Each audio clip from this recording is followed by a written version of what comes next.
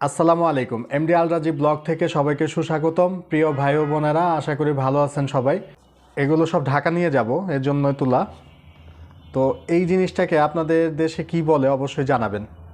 আর কিশোরগঞ্জে এই জিনিসটাকে বলে হচ্ছে ডিম বেগুন। ডিম বেগুন চারপাশে আবার কাটা কাটা আছে। যদি চিনে থাকেন কার দেশে কি বলে নাম অবশ্যই কমেন্টে জানাবেন। আর এখান থেকে কিন্তু গাছের সিম তোলা হয়েছে, যেগুলো আমরা ঢাকা নিয়ে যাব ইনশাল্লাহ। একবারে তাজা সিম।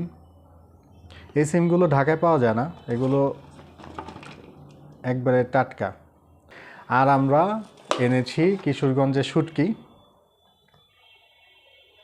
এটা আপনাদের দেশে কি শুটকি বলে অবশ্যই জানাবেন। এই শুটকিগুলো কিন্তু চমৎকার, এগুলো খেতে অনেক মজা, অনেক সুস্বাদু। আর আমরা নিব হচ্ছে পাকা পেঁপে। এটা হচ্ছে গাছ পাকা, বেশি না, একদিন রেখে দিলে পেকে যাবে। আর আমরা গাছে থেকে উঠিয়েছি লাউ শাক। লাউ শাক, লাউ শাকের ডুগা।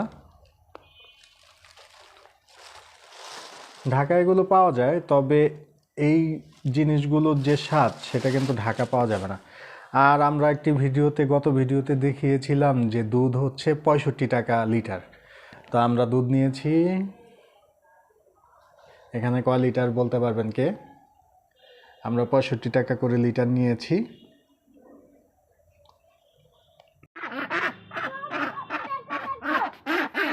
বিসমিল্লাহ, আল্লাহু আকবার।